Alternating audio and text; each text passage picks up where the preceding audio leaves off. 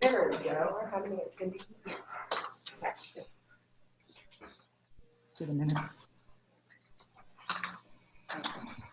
Hello, panel. Thank you so much for being here and for joining us today. And thank you for those of you that are on Zoom and also for people here in classroom A and B. I'm Marilyn Margolis. I'm the CEO and big admirer of Emory Johns Creek Hospital staff, physicians, and patients and families. I'm so happy to be here. I'm so happy to be hosting this event along with the CTAG and DEI committee. I'm going to just make a short introduction and then we will introduce our panel members and get on with the show. Okay, so welcome to everybody for this panel on African American disparity in healthcare panel. This is one of the series of forums that we're going to have to discuss healthcare disparity. This came up through two committees really that are merging. The CTAG committee, which Alex Almanza renamed the Cultural Transformation Advisory Group, and the DEI, which you all know as Diversity, Equity, and Inclusion. And we merged these two think tanks and came up with a wonderful committee whose really mission is to promote a fair and equitable culture for our employees, providers, patients, and their families in our community. This is a long-time running committee, and they've taken the initiative to address important issues that have arisen from the care transformation model. Some of these events have been the International Festival, the panel of diverse religious leaders discussing topics such as the end-of-life practices, discussion on gender identity, and language translation. The committee consists of diverse members of the staff, physicians, and now patient and family advisors. We are all very committed to having these conversations, and we are very sure and hopeful that these conversations will promote a climate of trust, transparency, and a safe environment for all of those who enter our lives. So with that, I'd like to make a few introductions and also some shout outs. I first want to really recognize the CTAG committee. Right now, we are lucky enough to have Dr. Tim Park, our Director of Spiritual Health, and Sandra Lowry, our Director of HIM, as co-chairs of this committee. I want to just take a minute to thank you and the committee for all you have done and give you a round of applause for everything that you've done. I also want to recognize Alex Almanza. He has had his hands in is a member of CTAG and DEI and has been instrumental in helping us move the dial on many of these initiatives. So now I have the pleasure to introduce Adrienne Harris. She's our surgical floor director and a longtime colleague and friend. Adrienne has been here for 10 years. She's been a wonderful leader at Emory Johns Creek, and I'd like you to welcome Adrienne Harris.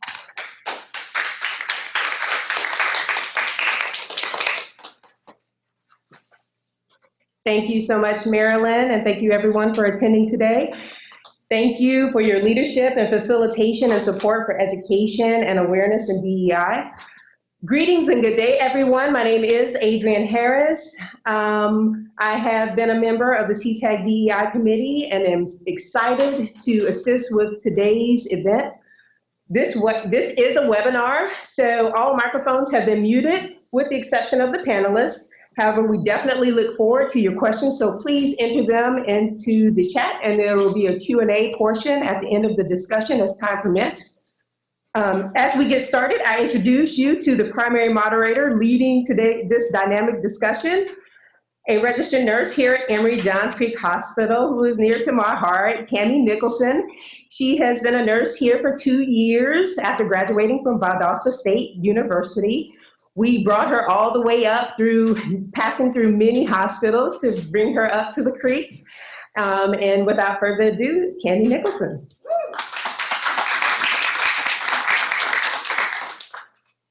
Thank you, everyone, and Adrienne. Good afternoon. I am Cammie Nicholson. I am a nurse on floor surgical and also a member of CTAG and DEI committee. This panel came to fruition after seeing a food truck that came here to the hospital. It had a logo on it of a minstrel character. These are caricatures that promote highly offensive stereotypes of African Americans. This showed me that there was a learning opportunity here, and I wanted to put this series of panels together to close that knowledge gap and help improve not only the cultural awareness of people here, but to improve the interactions that we have with patients and with each other. African Americans suffer increasing disparities in health and incidence, prevalence, and mortality of diseases compared to white Americans.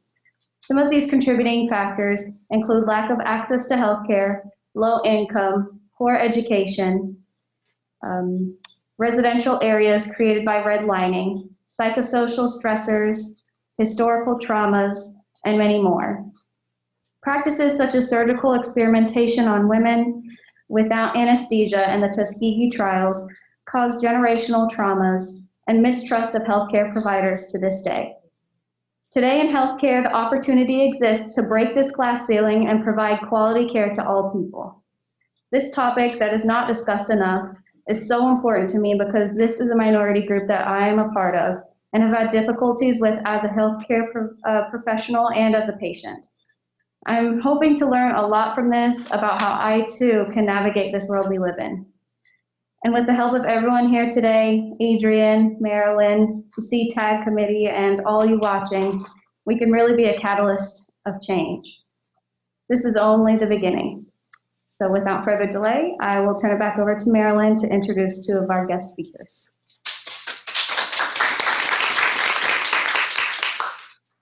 So before I start talking about the panel, the phenomenal panel, I just want to take a minute to really recognize Cammie Nicholson and the courage it took to do what she did. It was not easy. There was a lot of conversations way before we got here that we all had to work through. I personally applaud your every bit of effort you did and everything you stand for, and really appreciate you. So thank you, Cammie. So I get the opportunity to introduce two of my favorite people. I'm going to start with Robin Brown Haithco. Robin came to Emory in 1991, and as many of you know, I've been here since the beginning of time. And when Robin came to Emory, she was one of 129 people that we interviewed, 129 people that we interviewed for our first staff chaplain position. And Robin came to the top without any problems. She was a student in supervisory educational training following a 2-year CPE residency at the University of Virginia Health Science Center in Charlottesville, Virginia. She was certified as an associate supervisor in '94 and an CPE supervisor in 1997. Robin is responsible for the Clifton campus. This includes administrative oversight of Emory University Hospital, Emory University Orthopedic and Spine Hospital, and Wesley Woods Hospital. As Director of Staff Support, Robin is responsible for caring for the staff at Emory University Hospital. This care is real. I've experienced it myself. A lot of staff has experienced it. I see people nodding their head in the audience. She does individual coaching. She does individual support, staff debriefings, group support sessions for staff following critical and adverse effects. In her work with the staff, Robin also provides educational and training on team building, resolving conflicts at work, compassion fatigue, moral distress, transitions in the workplace, working with challenging patients and families, etc. Lots of etc. I just want to say how lucky we are that you joined us today. And from a personal standpoint, thank you for everything you do for the staff. It's truly exemplary.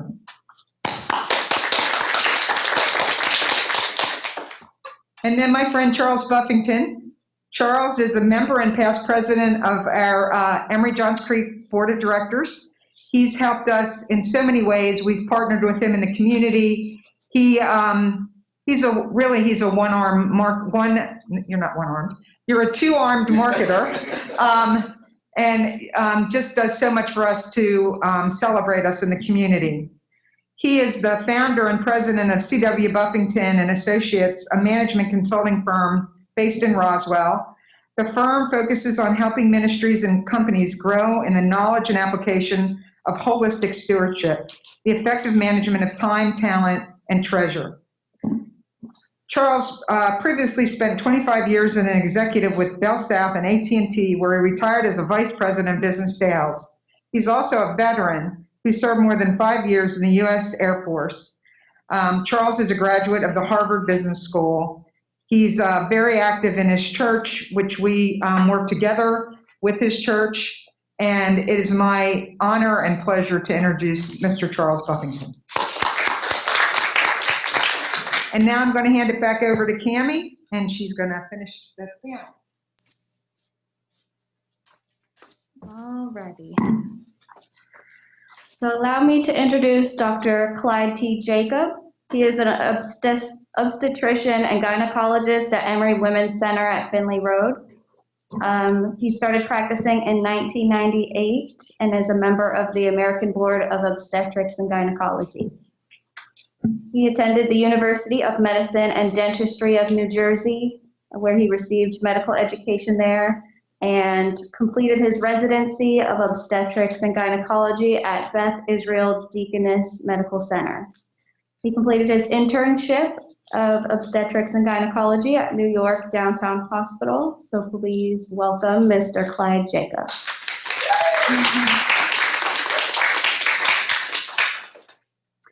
And last but not least, we have Ms. Shabatai Senesi.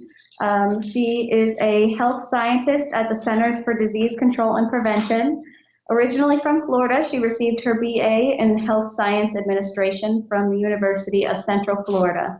Before coming to Emory University Rollins School of Public Health to receive her MPH in Health Policy and Management in 2015. She's been a longtime volunteer in the Emory Johns Creek Hospital Imaging Department, a crisis line volunteer for the Partnership Against Domestic Violence, and a past patient companion at Children's Healthcare of Atlanta. Let's welcome Ms. Senesi.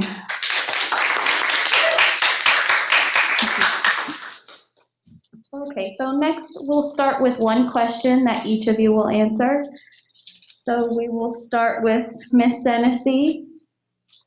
What impact can systemic racism have on patients? Thank you so much for the opportunity to speak today. For me, speaking as a patient, I know every day when I interact and I go out, whether it be at work or running errands, I always make sure that I have my best self on because I don't want anyone to have a misperception of me or to feel threatened by the color of my skin. So I know when I go to the doctor, there's a wall that comes down, like there's a vulnerability where I'm trusting this person with my health. And I feel that sometimes if I am discriminated or if I'm judged or kind of put in a box based on a stereotype or a prejudice because of the way that I look and my skin, it causes a form of distrust with the provider, with the healthcare organization, to the point where I as a patient no longer want to engage, even though I know that this person can probably help improve my health and help me, if I'm in pain, make me not in pain anymore. It just caused a general form of distrust where I no longer want to engage. And, a form of hurt in some cases as well, because I'm being vulnerable to individual and based on reasons unbeknownst to me, I'm not receiving the same care compared to someone else. So that's how I would respond to that question. Absolutely. Trust is so important in healthcare. So next we'll have Dr. Jacob answer the same question. Absolutely. Thank you. Thank you for having me. This is kind of it's a little bit of a complex question. During the introductions, some different issues were advanced.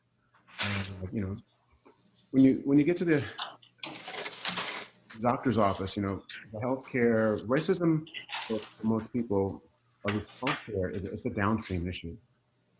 What was mentioned initially was this lack of trust. And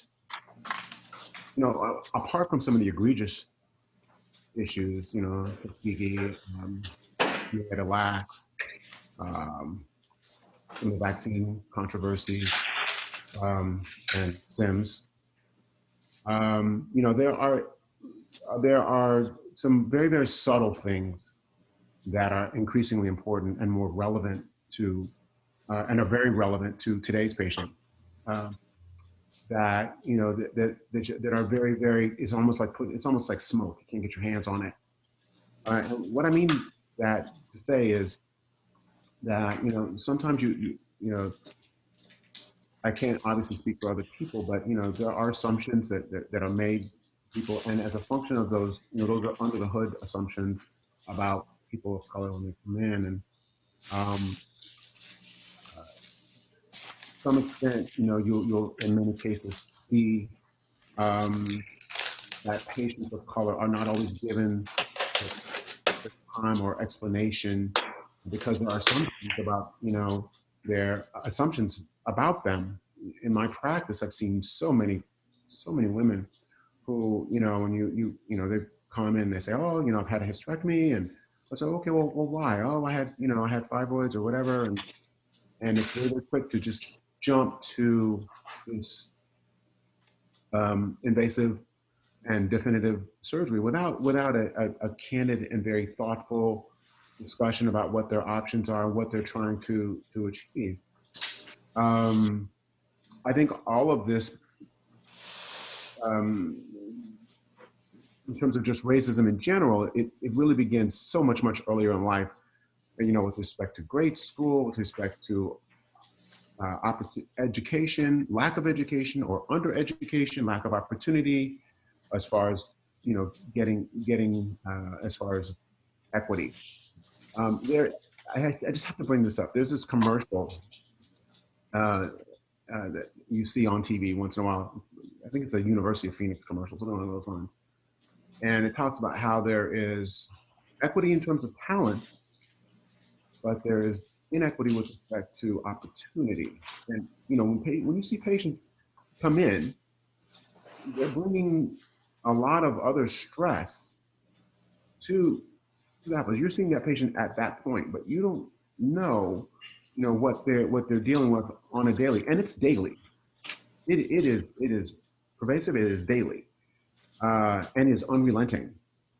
So you know, so as a function of that, we then begin to see problems with, you know, that chronic stress because of lack of choice, because of opportunity, because of lack of, you know, the lower paying jobs. Now we're having to see, you know, not great availability of food choice. Now we see diabetes, hypertension, and obesity. So, you know, it's just not, it's a little, it's difficult. You're seeing one person in one slice of time, but you're not seeing what is ongoing under the hood and what they've had to deal with just, you know, for years and then for weeks, and the insults and the, not so much the insults, but the subtleties that they have to see and endure without having a lot of recourse. Absolutely. In addition to creating an atmosphere of trust, listening to patients is also so key. Okay, and so now we will hear from Mr. Buffington. Thank you, Cami. First of all, let me say how delighted I am to be a part of this panel, and Cami, especially seeing you lead this panel. It's refreshing. I have 4 granddaughters, and I'm just seeing them rising to the same kind of leadership that I see you demonstrating here. So thank you so much for your contribution. Let me start by saying we have to get out of denial about systemic racism. Are you with me? Yes. We have to accept as fact, based on evidence, that there is systemic racism in our society, and how can a function as large as healthcare not have the same kind of biases in terms of its structure, processes, and the way that things are done. So systemic racism a given. But I want to talk more about how how I should respond to systemic racism. Firstly, I need to be courageous enough, like you were, to call it out when I see it, and not call it out simply by pointing to it, but take positive action in terms of addressing it. And the first thing is to come to an understanding about its sources and speaking civilly and having a decent dialogue. So what we're doing right now is a very positive step. I want to give one example. A lot of the conditions that we face as African Americans, as folks of color, doesn't necessarily have to be African American, comes through the systemic racism in the society. Environmental factors, educational factors, all of these have contributed to the state of our health. Prostate cancer is a severe issue with African American men. A lot of that is attributable to systemic racism and lack of early identification. So what I advocate in everything, this is an example, is when you see it, light a candle. You walk into a dark room, light a candle. Our men's ministry at St. James Church a few years ago lit a candle with respect to prostate. We tested. We had a day where Emory Johns Creek Hospital volunteered to send a team to our conference, and we invited men from the community to come in, and lives were saved. So the key is, if we see a problem, we identify it, we have a discussion about it, but we take a positive step to address it. Absolutely. We can't address a problem if we don't recognize it's there. And now we'll hear from Ms. Brown-Haithco.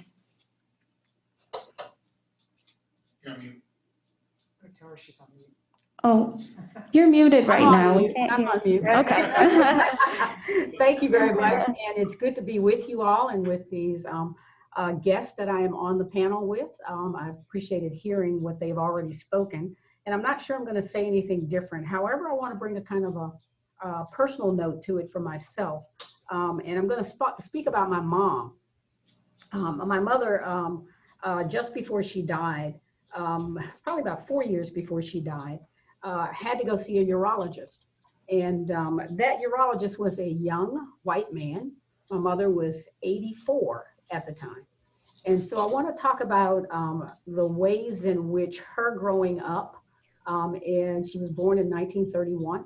So she kind of walked through many, many different pieces of the civil rights movement and the segregation within our country and the ways in which that impacted her as an African-American woman. And there was one piece to the way in which she was cared for that made her almost not go get the care that she needed. And I had to have a conversation with the physician. And I think he probably was in his late 30s. My mother, of course, again, as an 84-year-old African-American woman, had a particular way in which she needed to be met by the physician. And one of those was that she needed to be called Mrs. Brown. And every time he walked into the room to see her for any visit, he would refer to her as Alice. And she said to me, I'm not going back to see that doctor again. And I said, well, Mom, why not? And she said, because he keeps referring to me as Alice. I am his elder. He should refer to me as Mrs. Brown. And so I had a conversation with the doctor. I had some consultation before I did, because I wanted to make sure I did this correctly. And I said to the doctor, I said, you know, my mom is struggling to be in relationship with you. To his advantage, he said, tell me why. And I said, she needs for you to call her Mrs. Brown. Every time you walk into the room, you refer to her as Alice. She cannot receive you because of that. And so the very next time he walked into the room, he said, hello, Mrs. Brown. How are you doing today? My mother's demeanor completely changed. That the doctor actually paid attention and made a change. But I think that in some ways also it deals with a cultural component, but also with a history of what it's like growing up in America, where in my mother's time frame, people were not respected by calling them Mr. or Mrs. They were called by something, not even their name most of the time, but by something else. So I want to just kind of share that story, that that's the impact. And at age 84, my mother carried that within her. And that helped to change and I believe transform the physician. And hopefully when he met another elder, regardless of the race, he referred to them as Mr. or Mrs. Thank you.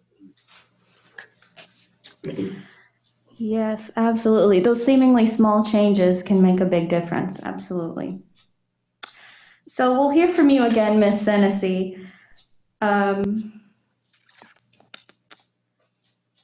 What experiences with race have you had as a patient within the healthcare system?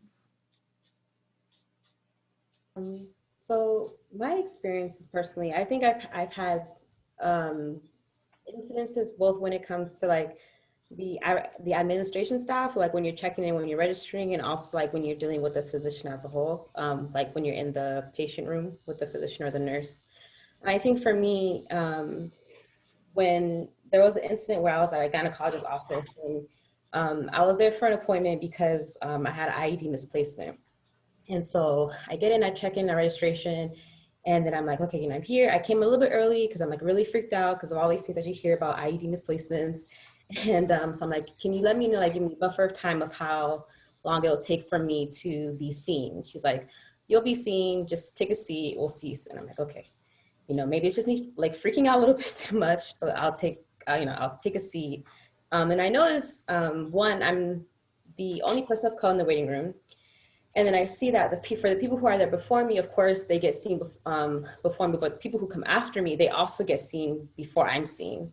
So I go back to the receptionist and I'm like, hey, I've been here for about 30 minutes. I haven't been seen. This is my situation. She's like, we'll see you when we see you. Please take a seat.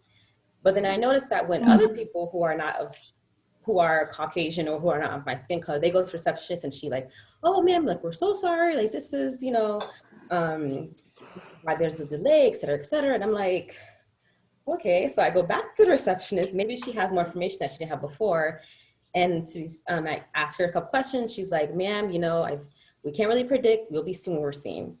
And at that moment, it just felt, for lack of a better term, like degrading, because I'm like, I'm in a situation where I'm like scared because of, this clinical issue that I have. And I'm talking to the person at the front desk, who's my first person that I'm seeing at the, gynecologist's office. And I just didn't feel like she took me as seriously as I felt that she did. And when she was interacting with other individuals, she was more attentive to them. Like, oh yes, let me, tend to you and care for you. But when it came to me, it was like, it's okay, just go sit down somewhere and we'll get to you when we get to you. Even later with that same appointment, I did get like the ultrasound to see what was going on.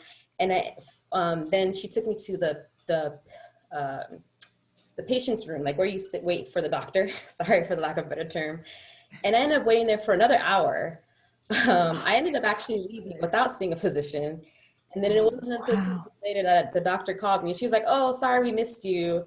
I took a look at your ultrasound results. Everything is okay. And at the moment I was like, I'm never going back there again. Because it just felt like what the heck? Sorry, but like what is going on? If I'm seeing other people who are like white and they're getting like the best of care, and I'm sitting here, I'm being respectful. I made sure to dress prim and proper to have my best face on. I didn't have an attitude. I wasn't threatening or imposing, and I still didn't get the same care as someone of a different color. I think another example was when I was in the ER for like these migraines, and I get these migraines, ever so often. When I went to a primary care physician, he was like, oh, it's probably you're overweight and you lose some weight, then you'll be okay. Like, I don't think migraines in my weight have to do anything with that. But it was to a point that I had to go to the ER. And I'm at the ER, this time I was lucky, the reception was really nice. The triage nurse was really nice, but it wasn't until I saw the physician where the physician was in the room for like 5 minutes. He's like, ma'am, what's going on? I explained. He's like, okay, well, I think I had like an MRI or a CT scan that day. Take care of you, then we'll see what's going on. Waited there, got my results, waited there for like 45 minutes. No one checked in on me. No one was like, gave me any reassurance of what's like, yeah, we're waiting for your results, etc. And then when I come back and I'm talking to the doctor, he's like, oh, I didn't see anything. So I'm just going to discharge you, give you some medication and call it a day. And I'm like, I asked questions and I just felt like he was being really dismissive. And at that moment, I'm already like in pain with this migraine. I just gave up. And I was like, you know what? Maybe this is something that I'll just keep dealing with for the rest of my life. But it was at that moment that I just faced an exhaustion fatigue that I just no longer wanted to engage with the healthcare provider. I just wanted to get up, go home, take 2 Tylenol, go to bed, and just pray that, it's over. And I hear these horror stories about like, when at that moment, because of the physician wasn't able to take care of the patient, that, later the patient ends up passing away or gets even in a worse situation than before, where if that doctor just took the time to hear and to listen, to check any unconscious bias that he or she may have had, that patient could have been treated and taken care of. So those are my experiences in the healthcare system. Wow, I'm so sorry that you had so many experiences like that. How do you think that race and unconscious bias played a role in those experiences? I think for me, when it came to being at the doctor's office, I can't really speak for the other person, but I think honestly, like it was because maybe, she's Black, she's not gonna put up much of a fight. She'll just take it. Maybe with a person being Caucasian, like that's one of the things I just could never understand. But I do feel like at the ER, I definitely feel like I was put in a box. I felt like it was kind of like one of those, this person's Black, overweight, probably has some chronic illness, whether it's diabetes, high blood pressure, or they're coming in here for, pain medication or drugs. Let's just put her in this box and then keep on going. And I just felt like that was just based on the color of my skin. And like, it's every time I talk about it, I just boil up, kind of like, it's just a fear that it's just an injustice, or it's just unfair that I'm coming somewhere where I'm hoping to get help if I'm in pain. Like that's what hospitals, that's what doctors are for. And if I come there and I can't get that because of a stereotype or a prejudice based on how I look, I can't change how I look. Where else am I supposed to go to get care? Yeah, I mean, anyone with whatever disease process they have or whatever they look like, they should all be treated in the same way. So that actually leads into my next question for Dr. Jacob. What is equity and what does that look like in the healthcare setting? Absolutely. In its purest form, it's really just, seeing that person for who they are beyond their color, beyond their experiences, seeing them right then, right there, beyond your experiences, beyond their experiences. As an OBGYN, you read the literature and, it's just replete with, women of color with poor outcomes, whether it be, preterm labor and babies of color, preterm labor, low birth weight, things of that nature. And at the end of the article, it's always, it's multifactorial and we just don't know why. It's, I wouldn't say always, but it's pretty common. And it's a little frustrating to see that it's always multifactorial. It always seems to be that way. In medicine, obviously, we see that, but the patients also know that. And I wanted to just kind of bring up this point. I was at a conference in San Francisco, and it was at UCSF. and a very interesting, some unbelievable speakers at this conference. I learned so much, but there was a physician who came out and she was talking about an experience that she had with one of her patients who was of color, very affluent, well read, beautifully read. And she too had the opportunity to kind of look and see what the literature had to say. And she pulled this physician of color aside. You know, the physician was in a group and she said, you know, hey, I really kind of want you to deliver me. I said, well, listen, I can't promise that because I am one of many, one of several. And if I'm not on call, you know, they'll be there. And she's just like, well, I'm really worried. I'm worried because, you know, I'm of color and I know that my outcome, my risk of outcome, poor outcome, whatever it is not that of my counterparts. And the people know that. Now, what's concerning is, obviously there are socioeconomics has something to play, has a role to play in that.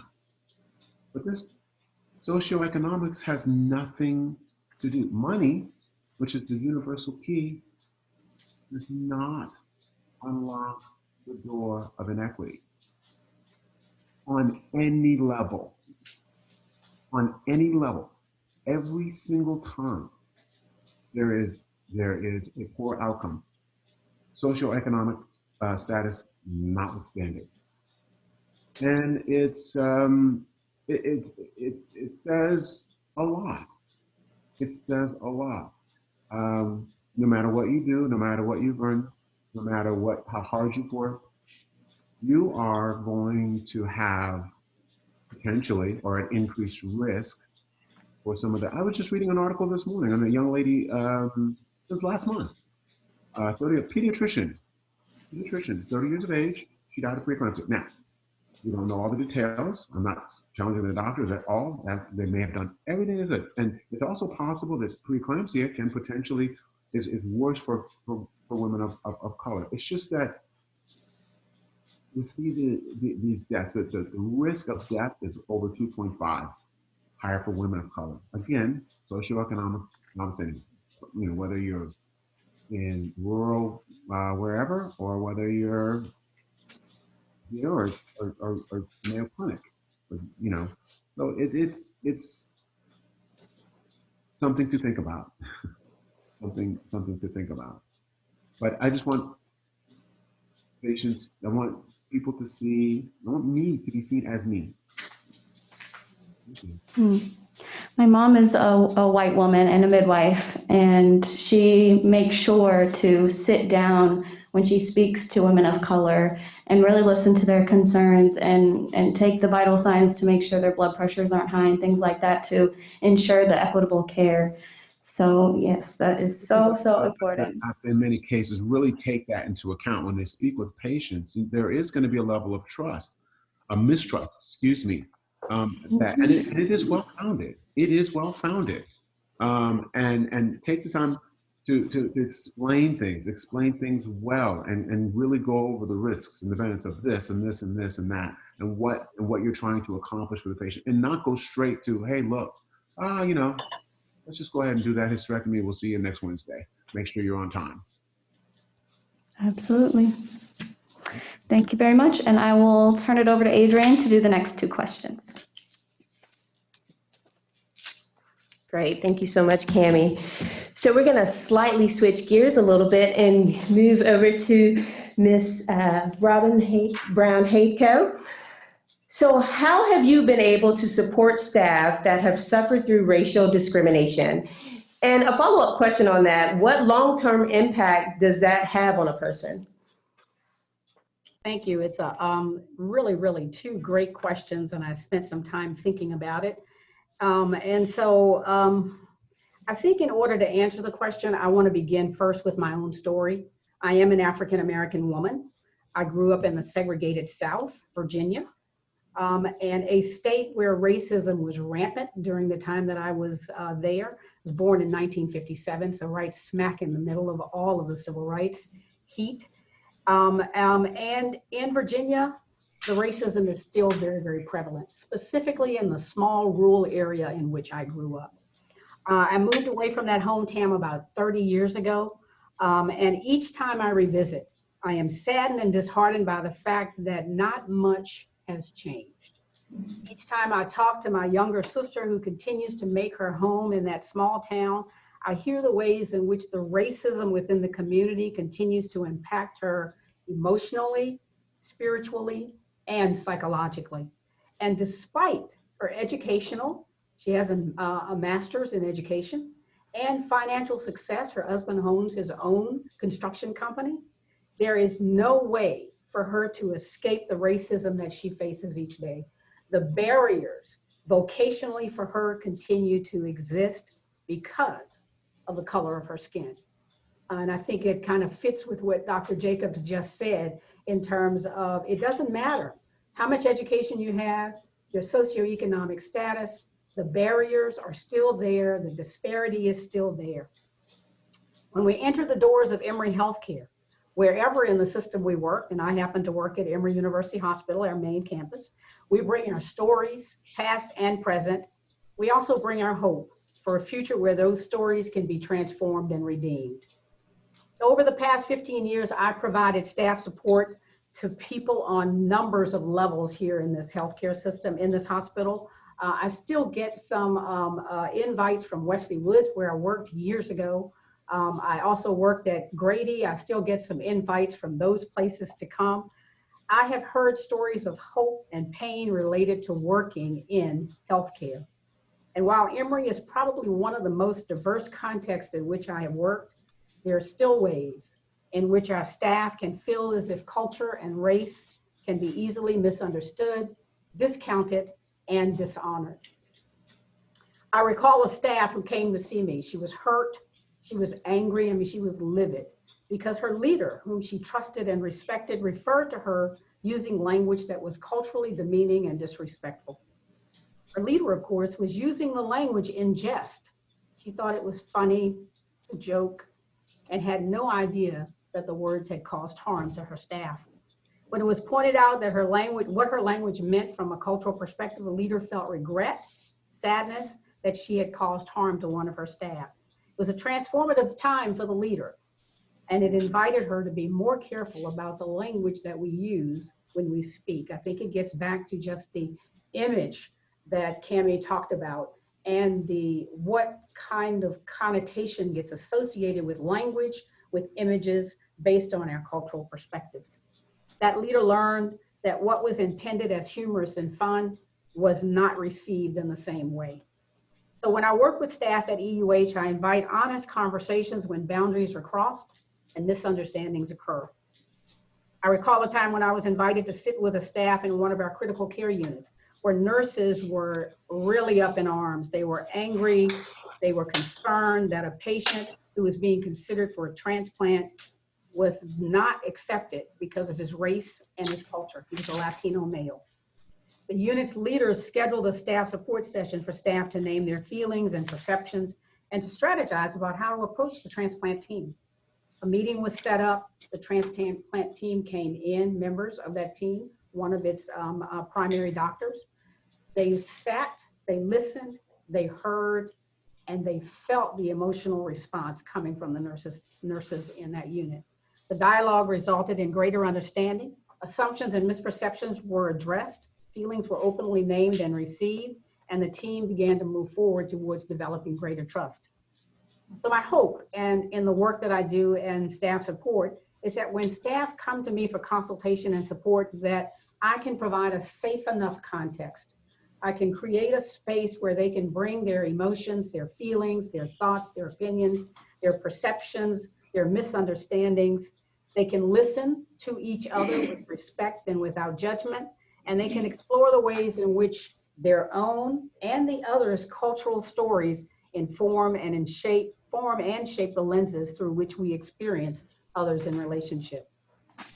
So to come back around to where I began, which was with my story and my sister's story, our stories of discrimination, and I've got more than I can name, more than I can even count on one finger, that are not just in my past, but are in my present. These stories are always with us. They don't go away. The wounds that they leave, the scars that they leave are always there. And I believe that many of us on this Zoom webinar today carry those stories in our hearts, whether they be stories based on race or culture or religion, gender, or sexual identity. The pain of those stories can weigh heavily upon us, dependent upon the situations we find ourselves in. Those stories can invite us to greater self-awareness and lead us to be careful not to cause harm to others in the same ways that harm was inflicted upon us. But if we don't engage our stories, they can lead us to anger, to mistrust, resulting in seeing everyone through a suspicious lens. And believe me, I have a hermeneutic of suspicion. It's always hanging right here on this shoulder. But in the latter, there will be no room for grace and forgiveness, only judgment and hate. What I know about my own life is that I have to live in the grace that's been offered to me, the forgiveness that's been offered to me, and I must give that back to those who may make a misstep with me. So in my own life, I try to look first for the goodness in everyone. And when a misstep occurs, to first seek to understand someone's behavior before I jump in and make an assumption about the intent of that behavior. That's the hope that I offer for each of us today as well. Thank you. Well said. Thank you. Wow. You mentioned a lot of great points and how racial trauma can impact lives and leave a long-lasting mark if not dealt with correctly. And your guidance and leadership have certainly helped others and will continue to do so. So thank you for that very thought-provoking response.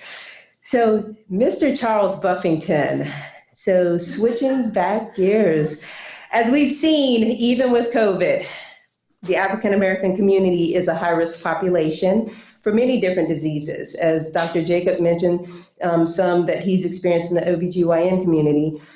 How can we decrease some of these health disparities experienced?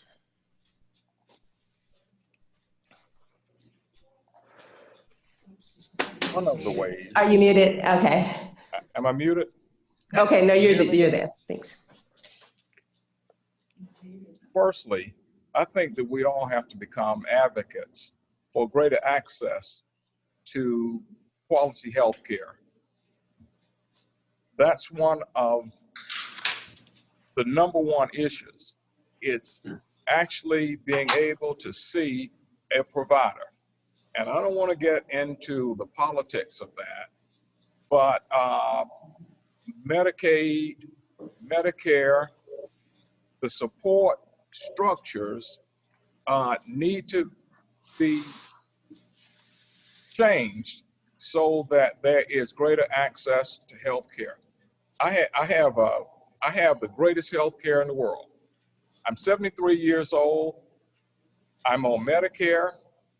I get regular checkups, and I'm on the board of Emory Johns Creek Hospital. And anything that happens to me and my family, I mean, I want everybody to have the kind of health care that the Buffington family enjoys. And that is possible. And I think we have to, regardless of our own individual circumstances, we have to be advocates for greater access to quality health care. That's number one. I think there's a second.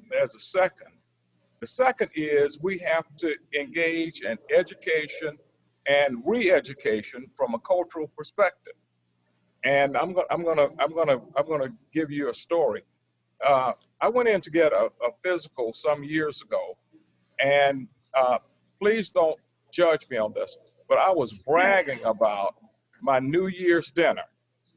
I was bragging about the chitlins and the candied yams and the greens and ham hocks and all of this stuff. I'm predisposed to high blood pressure and cholesterol. That's not proper behavior for a person of my ethnic background. So I think on two levels: one, greater access and sensitivity in the healthcare infrastructure, but personal responsibility and an education and re-education in terms of how we manage the factors that contribute to our health. Thank you. That was great. And we won't tell anybody about the chitlins. I'm from Florida. We ate the chitlins too. I didn't, but we did. So thank you. Thank you. So that was some dynamic discussion there. We are turning over to our Q&A portion. We'll take questions in the room first, and as we look for the questions coming through on Zoom. So any questions in the room for the 4 panelists here? All right, Marilyn? So I would like to ask the very distinguished panel who did a phenomenal job. Absolutely. What would be, if you had one thing that you could change as in your role? So Dr. Jacobs as a physician, as a patient family advisor, what one thing do you think would contribute the most to decreasing the disparity in healthcare? Absolutely. Well, we can start with Dr. Jacob. I was concerned you were going to say that. One thing that I would change. Magic wand. One thing, it's a difficult question because change is a personal decision.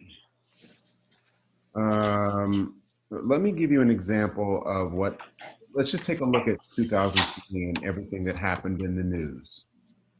It was a pretty dynamic year, wouldn't you agree? Yes. These things have all been ongoing for a long period of time. Just a microscope was brought to light. And the reason why I want to bring this up is because in all of these situations, and this doesn't apply to healthcare, this applies to police and society, but it's relevant and the one thing that we continue to see was in these similar situations was, this was a lack of training. This was a lack of training. It's not a lack of training. People know what they're doing at the time they are doing it, training notwithstanding. So to answer your question, I'm not sure if there's something that I personally can do because people have make choices at the time when things are ongoing. It has nothing to do with training. It is a bias. It is a choice that people make actively, either consciously, and I can't change that. Time has helped to some extent, I guess, maybe. I don't live in Virginia in 1931. That worries me. Or my grandparents, I talk with my grandparents, find out what was it like? What was this like? This is scary. But to answer your question, and again, it's not something that I can change, but it's something that people have to actively make a choice in changing, is seeing another person for who they are, training or not, and making decisions, personal decisions on their own. And that will address, it's a very slow process, but it is the process that each of us has to take, has to make. Thank you, Dr. Jacob. Okay. I'll take a crack at that question. Absolutely. I would change everybody's heart and infuse the golden rule. That's a good one. Awesome, that was good. That's what I was trying to say.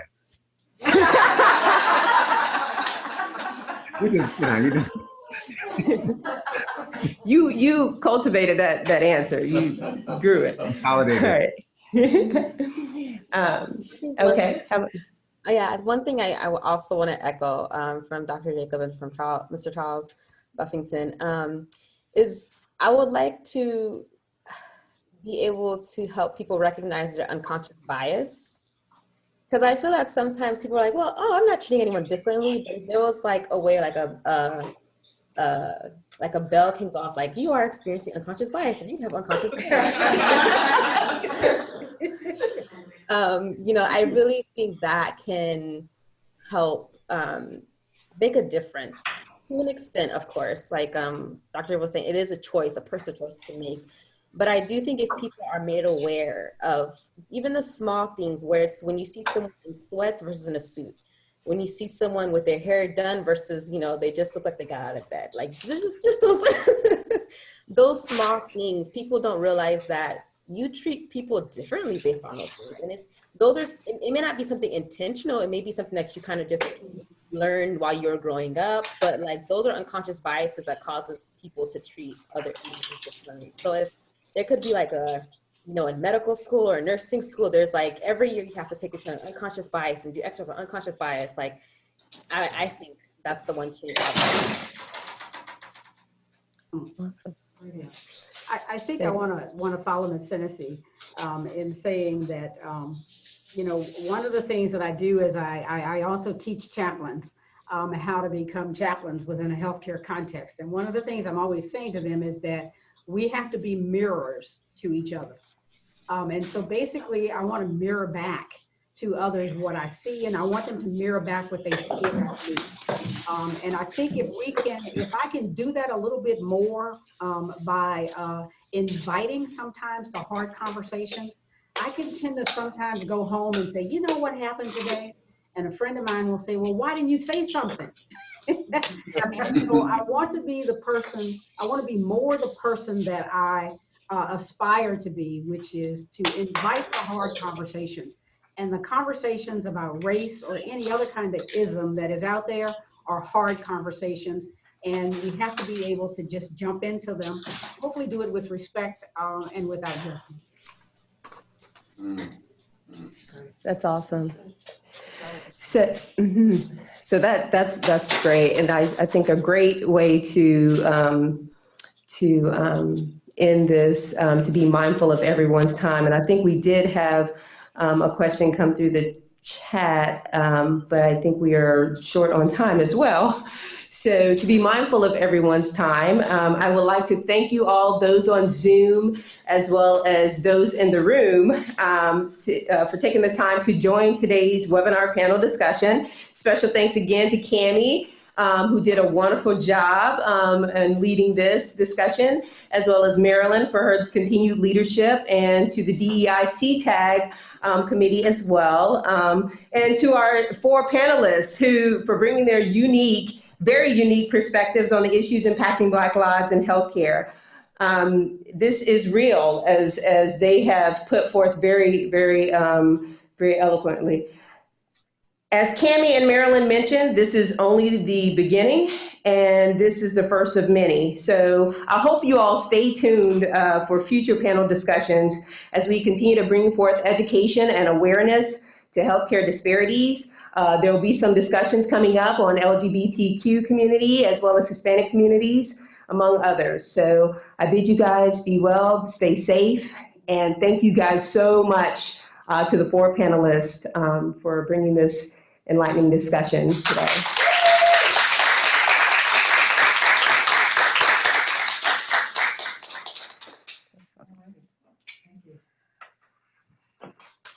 Bye. Thanks, everybody. Thank you. Thank you.